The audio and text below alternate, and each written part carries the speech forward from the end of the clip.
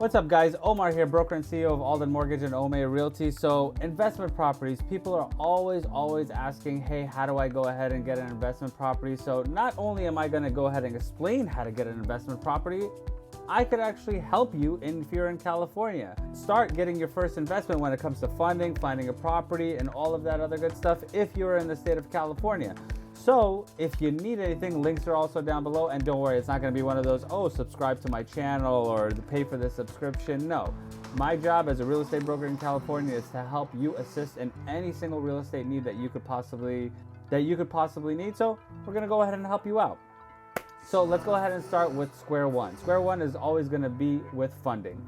Funding is going to be this is kind of a polarized area. Now, I'm only going to give you my tidbits on it. I'm going to give you my suggestions. But absolutely, always, it's a money game. So it has to make sense as far as your financial situation goes. So when it comes to the loans, now lending is our specialty. I love mortgaging. I love doing the lending side of things. So you could go with the cheapest route. Now let's go ahead and get this out. You cannot do this for free. This is not a free, like, oh, let me show you how to go ahead and become a real estate millionaire for free. It's not going to happen unless you have a VA or you have enough collateral to go ahead and get yourself what's called an asset dissipation loan. You're pretty much stuck with paying between 3.5%, which is great. 3.5% is super cheap to go ahead and put your money into a piece of real estate.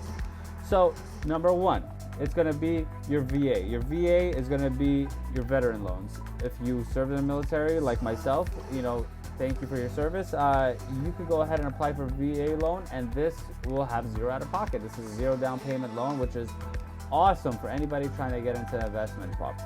Number two, it's going to be your FHA loans. Your FHA loans is another really great loan, 3.5%. So it increases your buying power by a lot rather than putting the 20% down on a conventional loans, which right now, shooting this in March, we could actually go up to 10% down, up to $2 million. So that works out too. It's getting a little bit better out there. So not rates are getting worse. But let's go on to the next one. Then you have your conventional, conforming and non-conforming. We're going to go ahead and go with the conforming loan. Conforming just means that it falls under the Fannie Mae and Freddie Mac guidelines, and we could go ahead and sell them off to those. These have the lowest fees. These are great. These are just, the best. The third option is going to be your interest-only loans. These are non-QM loans, non-interest only. It helps you by putting, well, you still have to put some money down, but then your running costs, now I'm going to be jumping back and forth trying to associate one with the other. So hopefully I don't lose you on this one.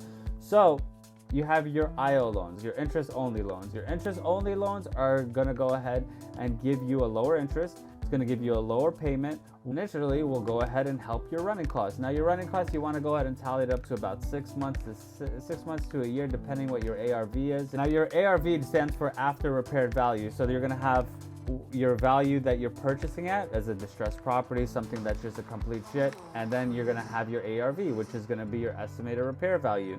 Now, this is all going to run into your totals. You're going to have your taxes, your interest, your payments, how much it's going to cost to rehab it.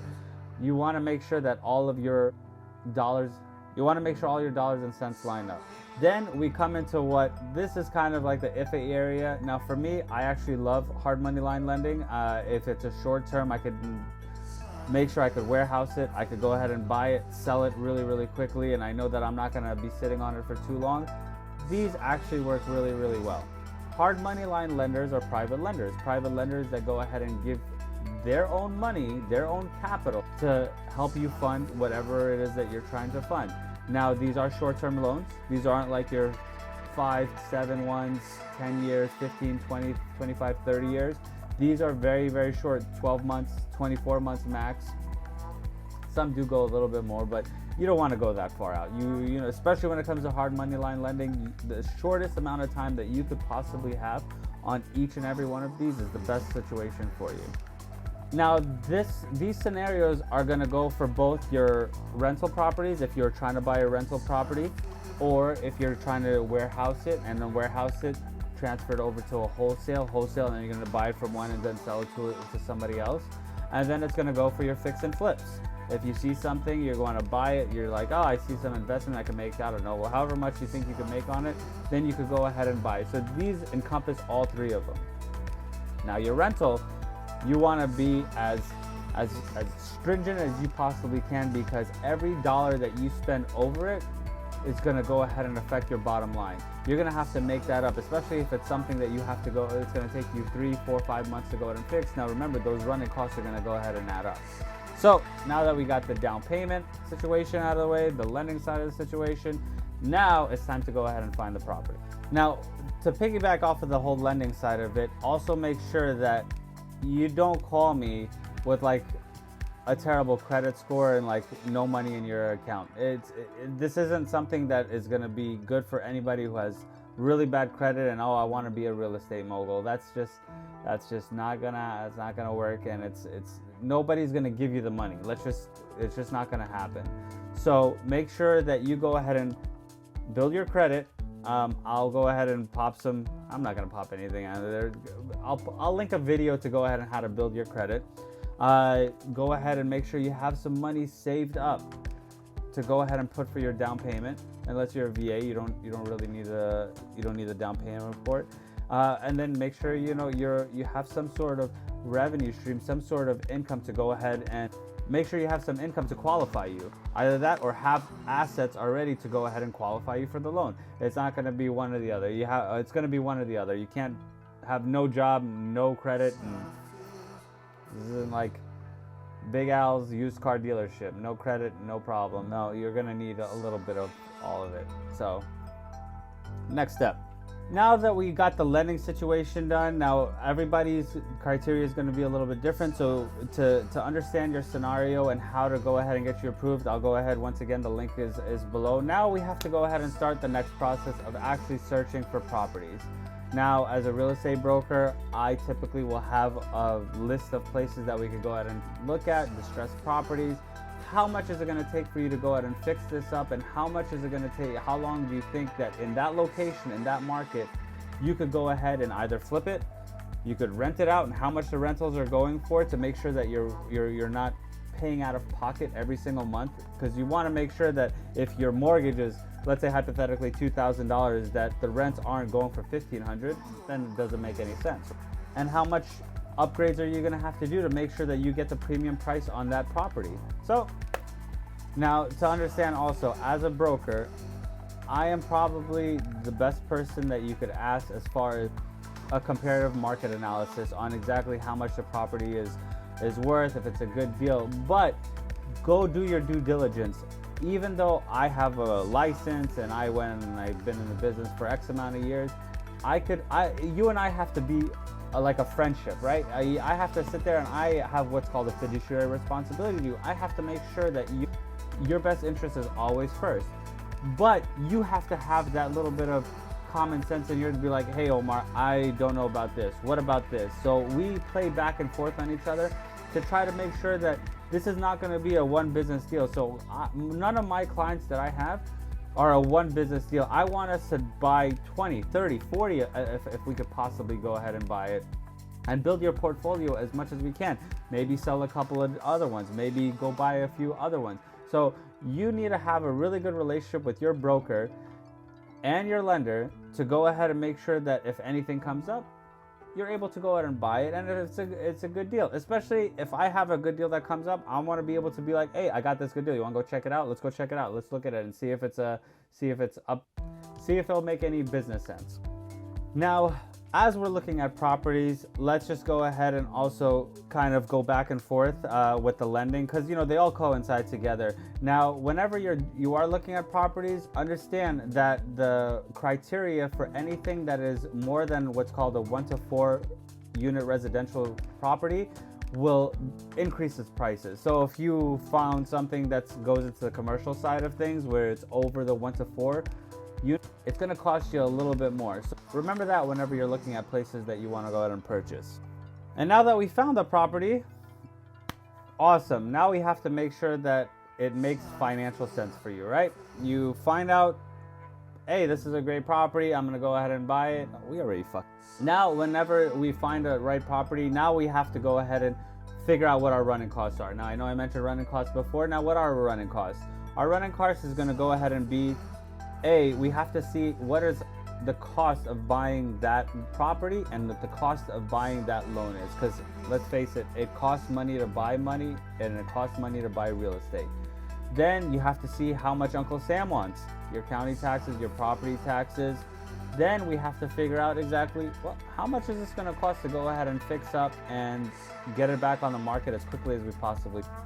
Now, whenever you are doing a rental property, please also understand that there is a 25% cushion for vacancy. And now that is based on a yearly basis. That 25% is going to be, okay, let's say typically a year lease is what you're running at. And then it takes you about, let's say, 2 weeks to go ahead and turn it. Then it's going to take you, I don't know, another month and a half, 2 months maybe to rent it. So it is this. Now, as far as buying a property, also understand that you should never, ever, ever even go close to your break-even point. If a property that you are purchasing, the property you're purchasing does not have anywhere between a 10 and 15% return on it, do not touch it. It doesn't make any sense. Why would you go ahead and do something at break-even point? Let's say, for instance, you end up not getting any rental income coming in. Like, let's say, for instance, in 2021, we've had eviction moratoriums. Now, mind you, yes, I understand this is a really big one-off, like the biggest one-off in human history. But what if you have somebody that doesn't pay rent? Then you have to go through litigation and then getting them out, small claims court. This all takes time and money. So you want to have a cushion every single month that you cushion just in case the worst case scenario ever happens. So don't even get close to the break-even point. Make sure you always have a good cash flow coming in. So you take your mortgage, your insurance, your taxes, you take all everything that you owe and then your maintenance and everything. Then you calculate it by how much the rental properties are going for. And if it's at least 10%, then we're good. You know, for instance, if you have $2,000 on your mortgage, that's principal, interest, taxes, and insurance. And then you have rentals at about $2,600. Well, you're in the green, you're good to go. And then over the course of a year, yes, in the beginning, if you do a 30-year, interest is going to be the biggest thing that you're going to pay for the first 10 years, 10, 11 years. Principal is going to be very, very little, but you are going to be paying it down, which in turn will go back into your investment, because you don't want to pay a mortgage. You want to put the investment in, you want to go ahead and have the property, and you want that to have some sort of cash flow coming back to you. Now that we went ahead and we found the property, we went ahead and calculated our estimated repair after repair value. We've got estimates on how much it would cost to go ahead and turn that property. Now you want to make sure that you have a cushion for that property as far as cash goes. So let's say, for instance, you have $80,000 into it. It's going to take another, I don't know, $10,000 to go ahead and those were your estimates on how much it's going to take you to go ahead and get that property back up. It's going to end up costing you, let's say, I give myself an extra 25 to 30% cushion. So anticipated, you know, if you have an estimate for $10,000, add on another $3,000 to $4,000 on it, just in case. You never want to be out of pocket, or you don't ever want to have some cost that you just can't come up with, and then it's just going to end up being bad on you. So yes, I understand this is a very, very big investment, and everybody who does get into real estate understand that this is an extraordinarily huge investment to make. But overall, this is a long-term, which is also known as a trickle effect. This is going to be a long-term benefit to you over the course of the life of the loan. Will then allow you to go ahead and pull money out of that property to go buy another one. Then you have that one, then you'll be able to pull out money and use that as collateral to go ahead and buy another one. And then you see how the ball starts rolling? We're getting somewhere. We're doing something. Now, the most important thing whenever you do get started, okay, and this happens with probably every single client that I've ever had when it comes to investment properties, is you think that this is your home. This is not your home. This is only a paycheck. That's all you're looking at it. This has to make sense and get you money coming in. So don't get emotionally invested in it and, oh, I'm doing this. You have to, when it comes to real estate investment, emotion does not exist, especially in business. In business, for the most part, you know, when dealing with people, you have to have some sort of sensitivity. But when it comes to purchasing and buying, Zero emotions. This is a cold. Either the numbers work or the numbers don't. So don't get too emotionally involved in any transaction that you have coming up. So this is just kind of simplifying a very, very complex transaction. Of course, yes, you do have closing costs. Yes, you are going to have to go through inspections and make sure the house is still everything that you want it to be. And then you go ahead and you rent the sucker out, or you buy it and you flip it, or whatever it is that you want to do with it, or you wholesale it. Hopefully this helped you guys out. If there are any scenarios that you want me to look over, or there's a question that I didn't answer, please feel free to put it in the comments below. If you'd like more of this stuff, please consider subscribing, comment, like, all that other good stuff. Follow me on social media. I usually post every day on social media too. So till next video, guys, really appreciate it, and look forward to the next video.